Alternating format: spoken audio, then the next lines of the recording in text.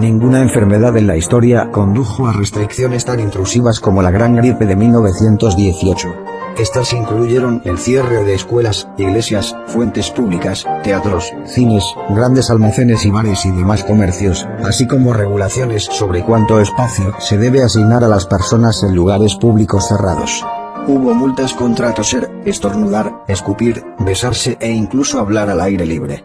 Se contrató a policías especiales contra la gripe. Pero, según narran las crónicas de la época, por lo general, en un principio el público lo aceptó todo con pocas objeciones.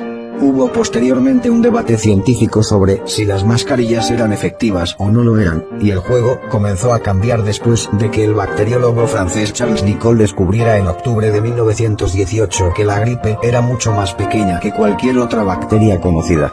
La noticia se difundió rápidamente, incluso en los periódicos estadounidenses de los pueblos pequeños se publicaron dibujos irónicos y caricaturas que decían cómo usar cercas de alambre para bloquear moscas, mostrando claramente al espectador lo estúpido de esta medida. Sin embargo, esto ocurría justamente cuando las tasas de mortalidad estaban aumentando en casi todos los países occidentales. Por esta razón, a pesar del descubrimiento de Nicolle, varias autoridades comenzaron a hacer las máscaras obligatorias.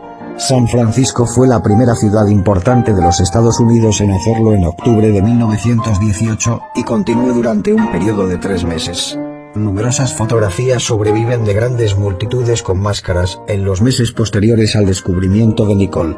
Pero muchos comenzaron a desconfiar de las máscaras y las vieron como una violación de las libertades civiles. De hecho, tras la publicación de este descubrimiento, y pese a la obligatoriedad de su uso, se cuenta que el hombre promedio usaba la mascarilla colgada de la nuca hasta que veía a un policía, momento en el que se la ponía. Y la mayoría de las personas practicaron incluso agujeros en sus máscaras para meter los cigarrillos y poder continuar fumando.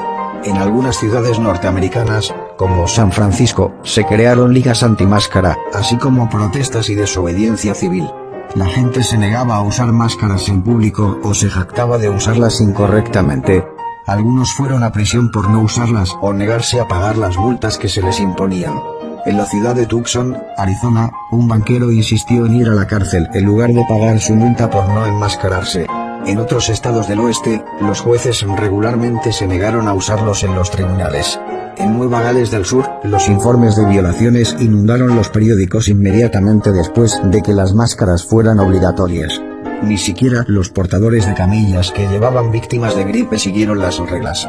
La prensa libre de aquellos días constantemente daba noticias que mostraban la inutilidad de las máscaras faciales para luchar contra la pandemia. Así, el jefe de la Junta de Salud del Estado de California había presentado a fines de 1918 hallazgos del Hospital Mejor Administrado de San Francisco que mostraban que el 78% de las enfermeras se infectaron a pesar del uso cuidadoso de las máscaras. Los médicos y las autoridades de salud también presentaron estadísticas que comparaban las tasas de mortalidad de San Francisco con las cercanas San Mateo, Los Ángeles y Chicago, ninguna de las cuales hacía que las máscaras fueran obligatorias. Sus tasas de mortalidad fueron no peor o menos.